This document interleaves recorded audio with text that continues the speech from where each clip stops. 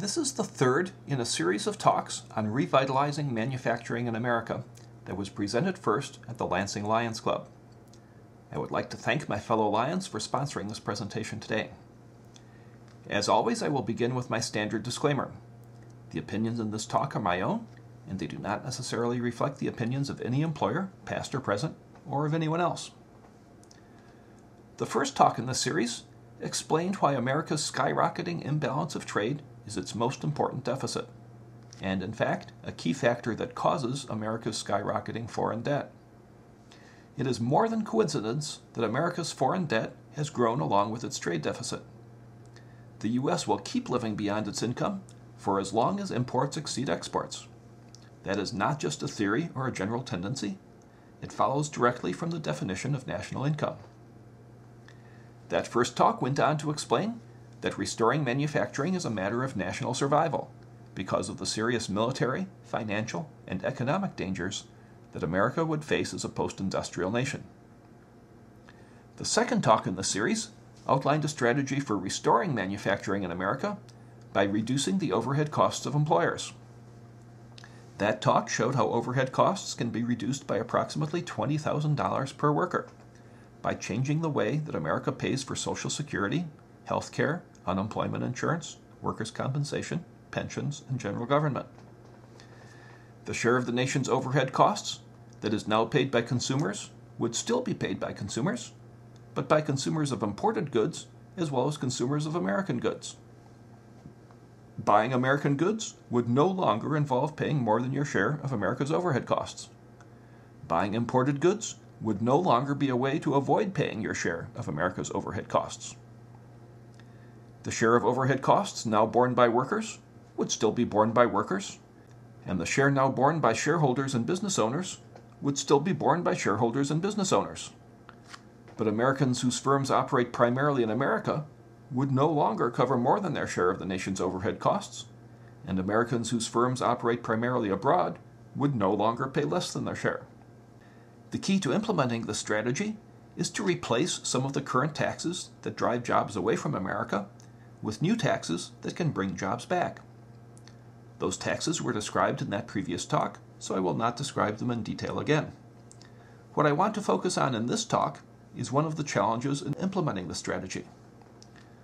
One of the keys to making this strategy politically acceptable is to keep the relative burdens of consumers and workers and owners unchanged. That requires setting the new taxes at a reasonable level and then adjusting them on a continuous basis as the new approach is gradually implemented. That does not sound like an easy task. The Constitution grants taxing authority to the legislative branch of the federal government, and the legislative branch is not known for setting taxes at just the right level and then adjusting them on a continuous basis as conditions change to keep them at just the right level. The legislative branch cannot always even agree about whether or not America will pay its bills. How can we expect it to implement the new strategy that was described in the last talk? Well, I think that there is a good solution. It is even an easy solution. It is a very simple approach that will take just a few minutes to explain. The approach that I will describe in a few minutes can accomplish those objectives while enhancing the control of the U.S. economy that rightfully belongs to the legislative branch. When I describe it, it might sound like just a new way to implement tax policy, but what makes it important is that it is part of a strategy for securing America's health and survival by restoring manufacturing. Keep that thought in mind, because I am going to come back to it. But first, I'm going to start this talk over with a new introduction.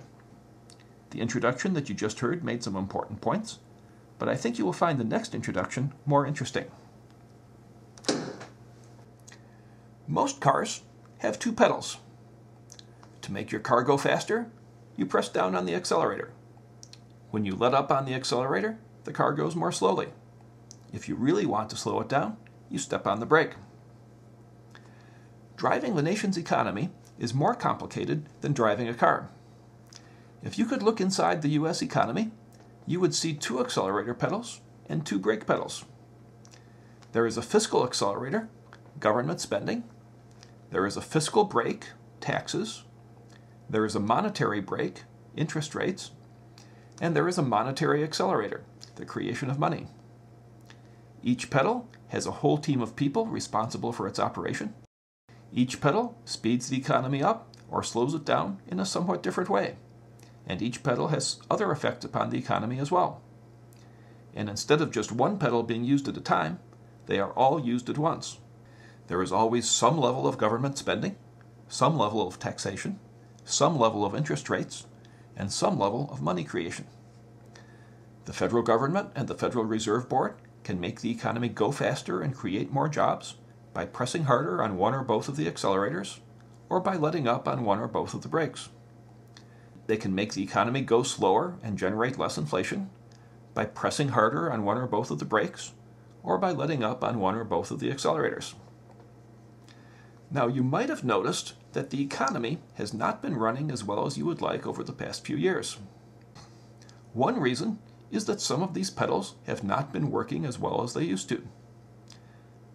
Government spending is an important accelerator, but that pedal is stuck. Pressing harder on that fiscal accelerator would create more jobs, but it would also increase a budget deficit that is already unsustainable. So legislators have not been able to agree about pressing much harder on that pedal, and they have not been able to agree about letting up on it very much either. Taxes are an important brake on the economy, but that pedal is stuck as well. Letting up on this fiscal brake pedal would lead to creating more jobs, but most economists believe that it would increase the budget deficit as well. So legislators have not been able to agree about pressing much harder on that fiscal brake pedal, and they have not been able to agree about easing up on it very much either. Interest rates are another important brake pedal. This pedal has served the nation well for several decades. When the Federal Reserve Board has identified a need to bring down inflation, it has taken steps to bring about an increase in interest rates. Likewise, when the economy has needed to grow faster, the Fed has taken steps to make interest rates fall. The good thing about this brake pedal is that it is usually very flexible and responsive. If the Fed wants interest rates to change by just a little bit, then it makes interest rates change by just a little bit. If it wants rates to change by a lot, then it makes rates change by a lot. If interest rates seemed just right last month, but this month they seem to be too high or too low, then this month is when the Fed will cause them to change. The pedals that control fiscal policy have never been that flexible and responsive. So this monetary brake pedal has gotten a lot of use. For the past several years, however, the Fed has practically taken its foot off this pedal altogether. The economy has been moving too slowly, so the Fed has allowed interest rates to fall pretty close to zero. The limit for this pedal has been reached. Interest rates are about as low as they are going to go. There is not much more that the Fed can do with interest rates to speed up the economy. But there is another problem with this pedal that is even more serious. It cannot be used very effectively anymore to raise interest rates because the federal government cannot afford higher interest rates. When the time eventually comes that the economy needs to be cooled down to control inflation, this pedal might not be of very much use. A few figures will help explain why this is the case. In 2008, before the economy crashed, the U.S. government paid $451 billion in interest on the national debt, or 15% of total federal outlays.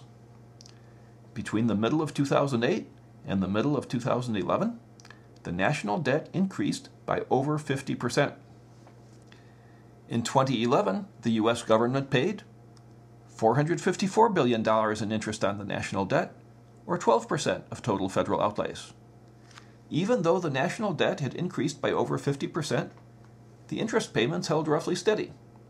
As a percentage of total federal outlays, interest payments actually went down.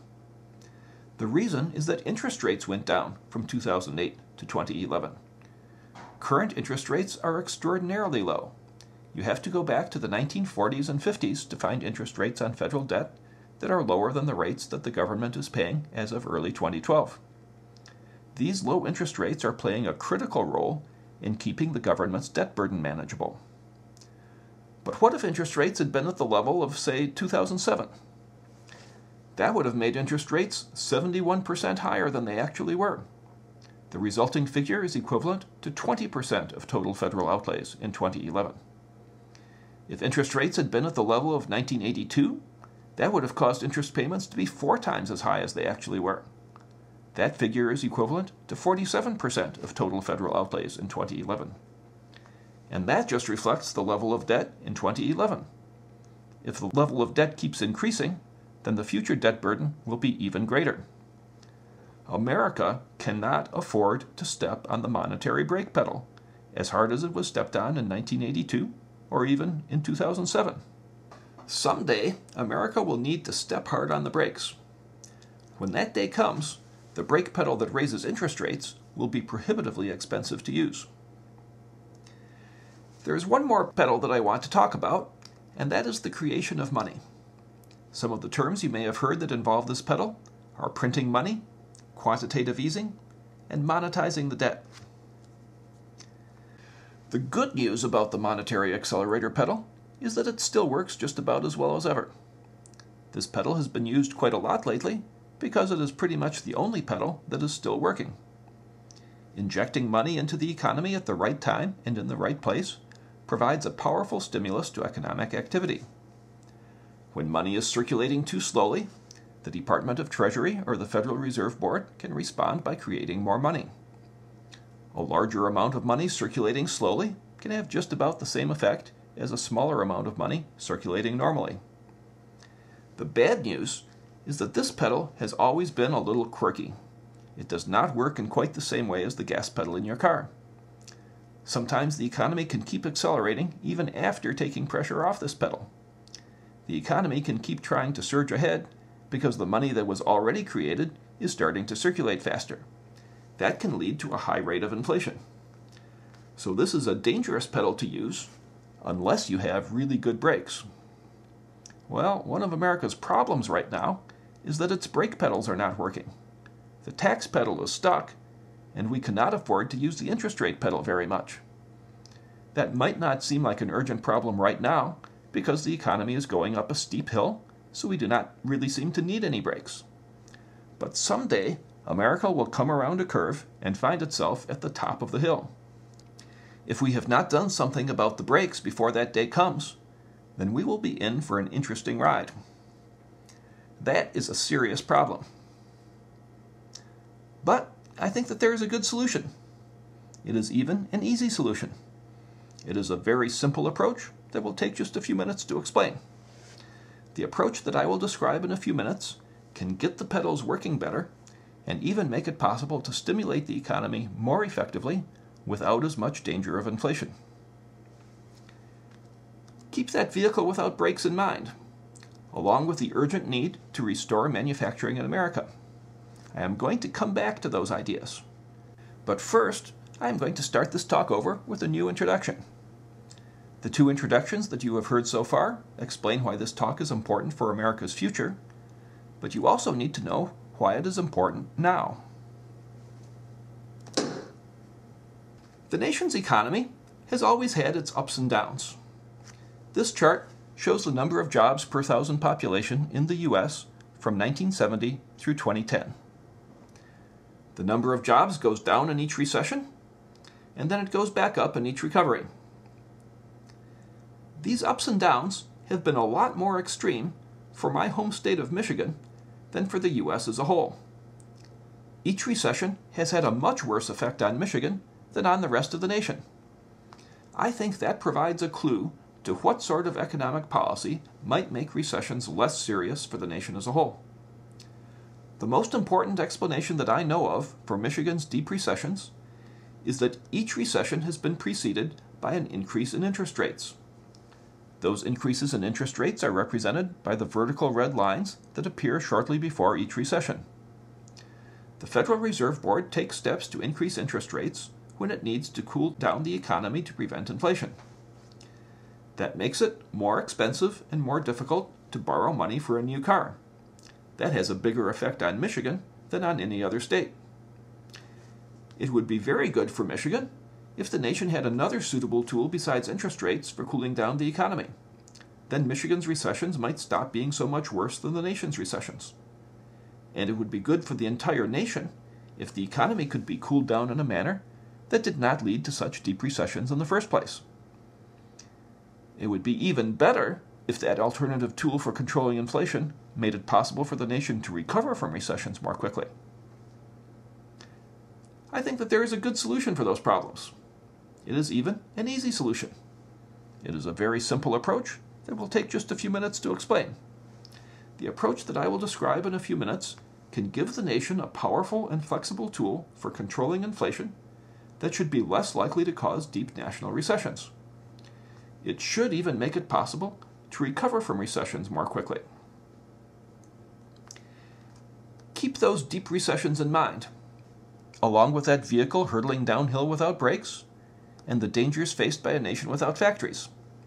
I will come back to all of those ideas after I start this talk over again with another new introduction.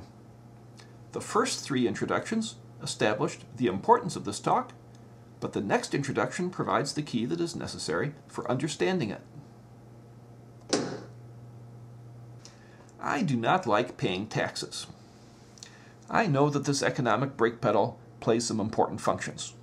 One of my professors in graduate school used to say that taxes are one of the oldest and most important inventions of civilization. Even the politicians that seem to despise taxes the most do not generally propose to do away with them altogether.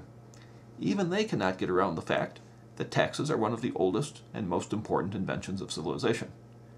But I still do not like paying taxes. When you come down to it, there is really just one reason why I do not like paying taxes. When I pay money in taxes, I have less money to spend on other things. If I could pay my taxes without reducing the amount of money that I have to spend on other things, then I would not really mind taxes at all. As a taxpayer, having just as much money to spend on other things after I pay my taxes sounds like a really good idea. As an economist, however, I understand that having less money to spend on other things is sometimes just what the economy needs. When the economy is getting overheated and there is too much circulation of money relative to the goods and services that can be made available for sale, then economic policymakers have to find a way to get people to spend less. If they did not do that, then the amount of purchasing power would go down anyway because of too much inflation.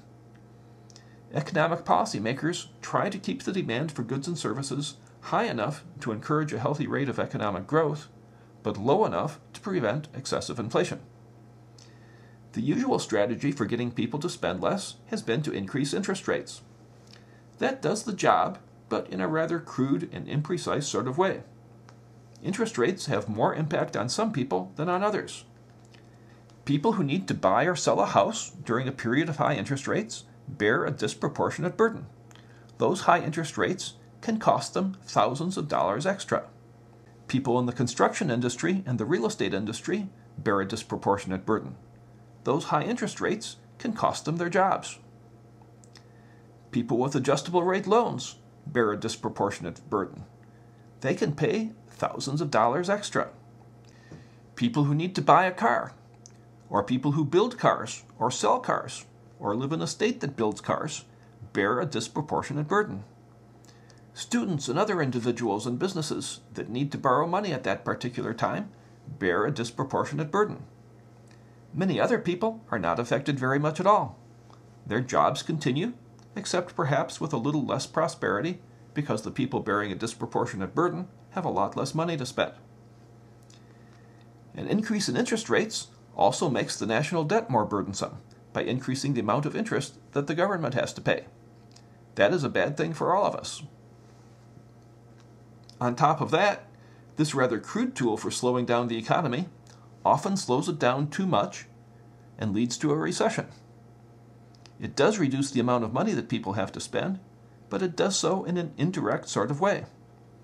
When I first talked about this brake pedal, I tried to be polite and emphasized that it is flexible and responsive, in the sense that this pedal can be pressed hard or pressed gently, and it can be pressed as soon as the need arises. But some other words that come to mind are imprecise, inefficient, and uneven. The effects of pressing this pedal are not immediate, and this pedal does not always have quite the desired level of effect. Those are not good qualities for a braking system. I think we can do better than that. When it becomes necessary to reduce the amount of money that people can spend, there is another way to bring that about. taxes are really good at reducing the amount of money that people have to spend. The thing about taxes that I dislike the most turns out to be the thing that makes them useful for cooling down the economy when it becomes overheated. Taxes can also be designed in a way that everyone pays a suitable amount, instead of some people in some states being affected very powerfully, while others experience hardly any effect at all. Moreover, as long as the increase in taxes is not accompanied by an increase in spending, it will reduce the national debt instead of making it more burdensome, as would be the case with an increase in interest rates. I still would not like paying the taxes, but when policymakers need to reduce the amount of money being spent, a tax seems to be the best available alternative. I would rather pay an extra $10 in taxes than lose that $10 through inflation, or pay an extra $20 in interest. But taxes will not be a viable tool for controlling inflation unless a way can be found to make tax rates as flexible and responsive as interest rates. Interest rates can be adjusted every month by the Federal Reserve Board, but sometimes it seems that tax rates cannot be adjusted at all. Well, I think that there is a good solution. It is even an easy solution. It is a very simple approach that will take just a few minutes to explain. It is possible for America to have a responsive and responsible fiscal policy, just as it has generally had a responsive and responsible monetary policy. Keep that thought in mind. Along with those deep recessions that occur when interest rates are used to cool down the economy, and the prospect of the economy hurtling downhill with pedals that are not working right, and the need to restore manufacturing before America is destroyed by the military and financial and economic threats that it would face as a post-industrial society, because it is time to describe a tool for addressing all of those problems. What America needs is a technical economics board. This would be a group of economists roughly analogous to the Federal Reserve Board. It would not be a policy-making board. Economic policy should come from elected officials. The function of this board would be to make the calculations that are needed to implement policy decisions of the legislative branch. It would follow instructions from the legislative branch under the supervision of the legislative branch. Its membership should be chosen in such a way that it is trusted and respected by Democrats and Republicans, by workers and employers, by consumers and investors, and by other segments of society. How should the Technical Economics Board be created? Well, I do not really care. It could be established by Congress. It could be initiated by the Federal Reserve Board. It could develop out of a group convened by an association of economists.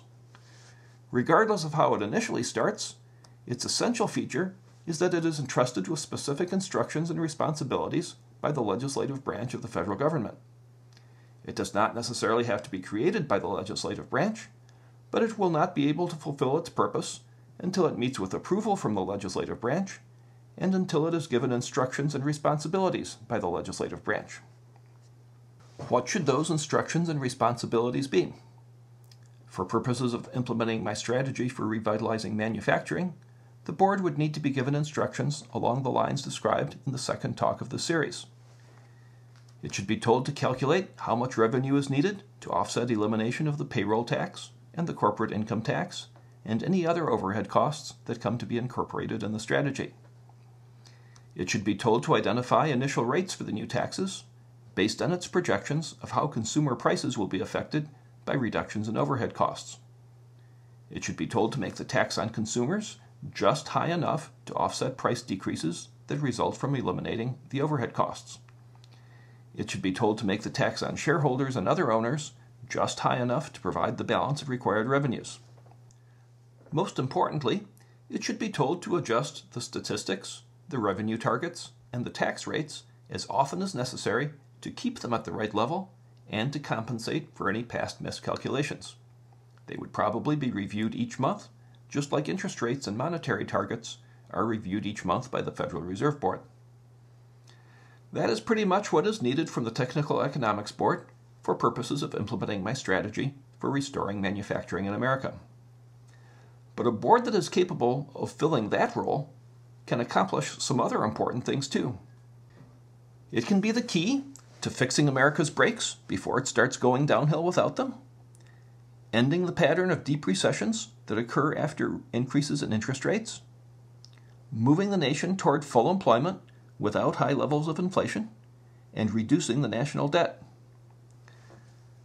The first step toward accomplishing those goals would be for the legislative branch to specify an employment target and an inflation target. Although such targets could be set by the Federal Reserve Board or the Technical Economics Board, this is one of the most important policy decisions that is made, so it makes sense for it to be made by elected officials. I think this would be an important increase and a very appropriate increase in the economic influence of the legislative branch. Would the legislative branch set reasonable targets for employment and inflation? I expect that it probably would, especially if the board suggests a range of feasible options to choose from. But it does not really matter whether the targets are reasonable or not. The Technical Economics Board and the Federal Reserve Board should either meet both targets if they are reasonable, or miss both targets by a similar amount if the targets are too optimistic, or surpass both targets by a similar amount if they are too pessimistic. Decisions would be guided just about as well by unreasonable targets as by reasonable ones. The important thing about these targets is that they represent a legislative value judgment about the balance to be struck between employment and inflation. The Technical Economics Board should then be given a role in operating the fiscal brake. This would involve calculating an adjustment factor that would be applied to income tax rates and to any other tax rates that the legislative branch wants to have adjusted. Under current economic conditions, that adjustment factor would be easy to calculate. At the present time, the appropriate number is 1. If you multiply a tax rate by 1, it does not change. There are relatively few goods and services that are rising in price because of too much money chasing after them relative to the quantity that can be supplied. General inflationary pressures do not require pressing down any harder on the fiscal brake at the present time. That will probably remain the case for some time into the future. Someday, however, that situation will change. Once the economy gains too much strength, then the tax factor should be increased to a number greater than 1. In other words, the only time the tax factor would be greater than 1 is when taxpayers are starting to spend more money than the economy can handle. Circumstances can also arise in which the factor should be less than 1. This tax factor should be revised as often as necessary, just as interest rates are revised as often as necessary. I would expect it to be routinely reviewed once per month, just as interest rates are routinely reviewed once per month. Revised factors should be applied to tax withholding rates and to quarterly payments right away. Then, toward the end of the year, tax tables should be calculated according to the adjustment factors that had been in effect during the relevant 12-month period. Thus, the fiscal brake would be even more responsive and more flexible than the conventional monetary brake. Its impact on consumer demand would be more immediate and more predictable than the impact of changes in interest rates. I do not think that it is an overstatement to say that America would then have the most effective economic brakes, the most responsive economic brakes, the most precise economic brakes, and the most balanced economic brakes of any nation in the history of the world. The most obvious advantage of having good brakes is that we would no longer face the danger of hurtling downhill without them. That is a pretty important advantage. Good fiscal brakes would also reduce the need to use the much cruder monetary brakes. That would mean less danger of severe national recessions. Having really good brakes would also make it safe to use the monetary accelerator. That would be a good thing because the monetary accelerator is already being used anyway. This accelerator is dangerous to use when the economy does not have good brakes, but having effective fiscal brakes in place would make it possible to use it more effectively.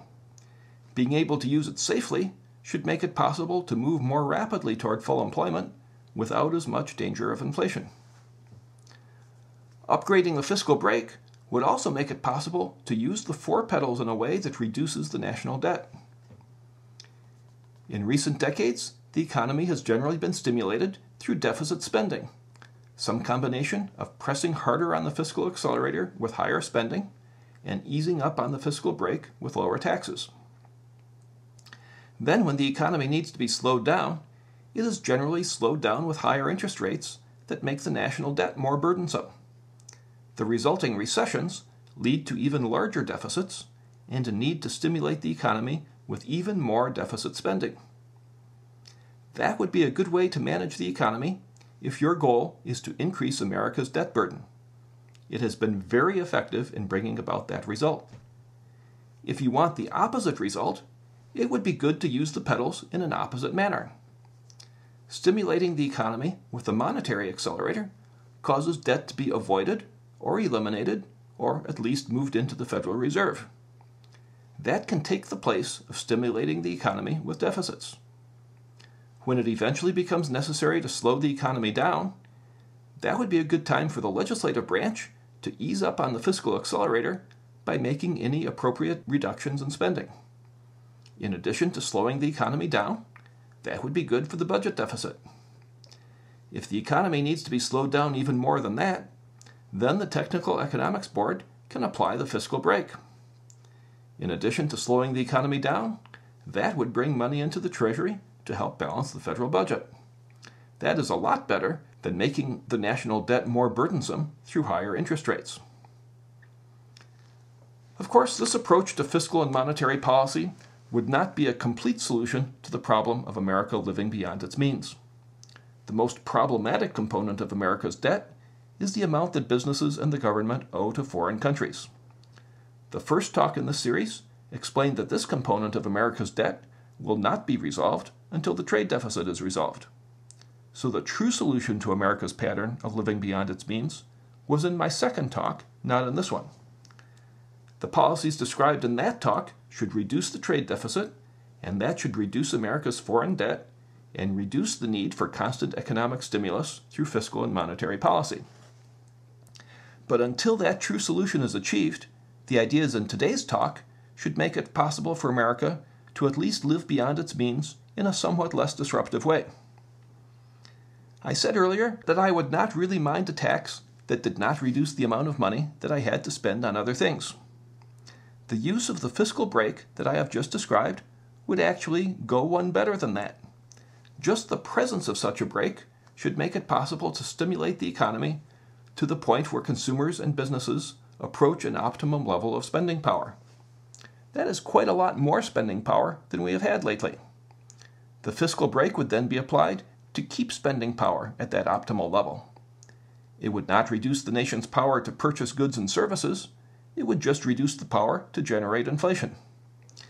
The overall effect of that approach would be to increase the amount of money that America has to spend on other things. That is a better result than most people expect from an economic strategy that involves taxes. That concludes this series of talks. I hope that it has given you new hope and vision for revitalizing manufacturing in America, and that it leads you to start thinking about taxes in some new ways.